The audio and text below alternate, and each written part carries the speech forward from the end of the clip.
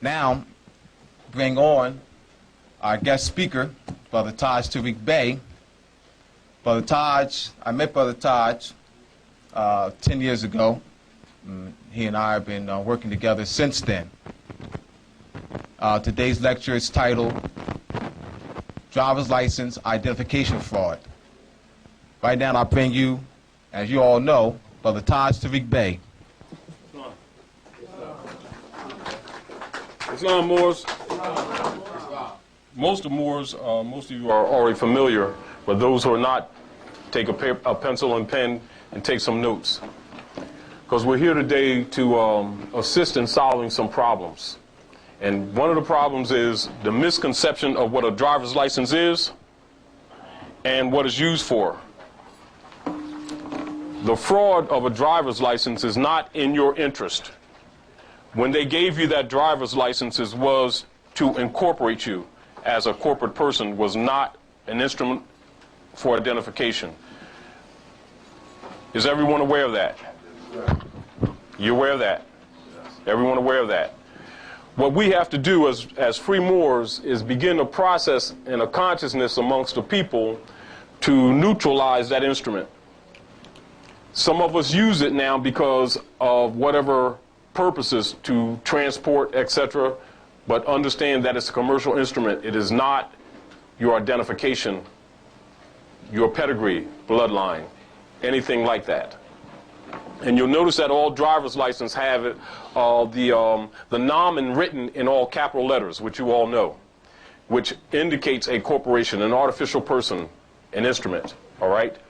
Now that instrument comes under excise tax. And excise tax is a system that is set up for corporate activity and for taxing corporations in the capacity of having a privilege or benefit of operating in a corporate capacity, i.e. dealing with mercantile instruments or products of merchandise, sales, etc., and the movement of those things. Now, one thing that you must recognize, and I know you do recognize, are you that? Is anyone a movable instrument? Did somebody manufacture you? Are you a living, breathing being, thinking being? Yes.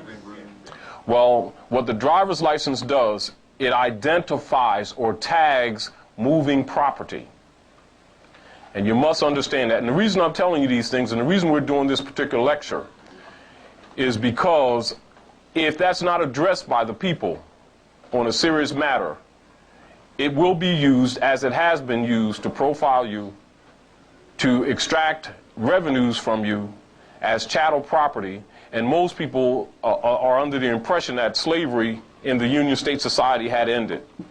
Well, the driver's license is one of the major instruments that is used politically to sustain slavery. The principle is dealing with electricity, the element of electricity, and the element of water. And water promotes life. And all things in this particular atmosphere needs water to live. And all things are electrical. All things are electrical. They have a certain amount of electrical current going through them. And the principle of currency is based in that, what they call money. And when you look at money, you look at the energy of the three major planets in our solar system, the sun, the moon, the stars, as you see in the Bible, the Quran, WASPI, ancient Sanskrit text. It always says, I leave these signs for you, the sun, the moon, the stars. This is the center of your universe. This is the center of civilization. You look at the economies of the moon, which governs the womb of woman who brings all of us here. You look at the moon revolving around the earth 13 times a year, and the earth revolving around the sun 12 times a year. The energy that relates to these three spheres cause the seasons, it causes the winds, it causes the tides, and it causes your heart to beat in cosmic rhythm. And it causes woman to bring us here. All these effects are there. And in the symbology, you deal with the earth, or you take the E of the earth, and you take the energy of the moon, and you take the moon and you put E on it, and that interaction of that energy is what money is. The alchemical metal for the moon is silver, and the alchemical metal for the sun is gold, which is why the monetary system in civilization has always been based on the moon and the sun, or the crescent and the star. And so your 4-quarter moons make up your 100% or your 360-degree dollar, or the whole. It's broken down in 4-quarter moons with 4 silver quarters that represent that moral and ethical principle that the dollar is based on, and it's ancient, it's not modern. Our violations of those divine principles caused our fall. Isonomy is the principle of equal rights and service to all the citizens in society. By us violating those laws, we fell. The Europeans took our science, our mathematics, our master astrology, and ruled the world. We took on his idol god religions and fell. That's what your problem is. It's not emotional, it's not racism, it's scientific. So you must understand the instruments that are used to maintain the enslavement, because the slave can't be maintained because it's against nature. So the slave must be invited to participate in that construct. A license is an agreement construct for you to stop your waters. Now, from a scientific perspective, if you're going to kill a river and some people live below the flow of the water and you want to take their land, what is one of the things that you do politically in order to stagnate their development and growth? You build a dam, don't you? And you start regulating the water, right?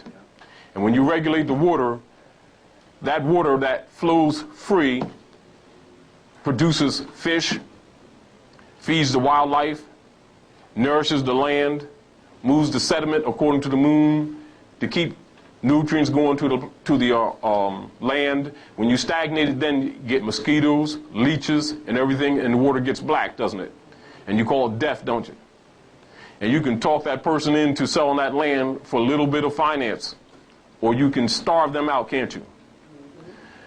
It's called movement. So water that stagnates is called dead water, isn't it? But water that flows is called living water, isn't it? The license is based on that. It is to stagnate your flow. If you can stagnate the flow of a people, you can stagnate their economy. And if you can stagnate their economy, you can stagnate their life. If you stagnate their life, you control their family with just that instrument, and you stand back and just reap in the benefits. That's what the license is for.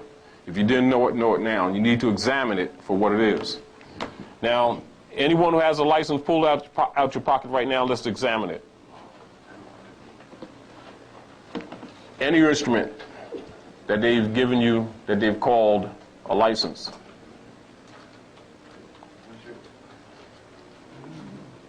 Islam says.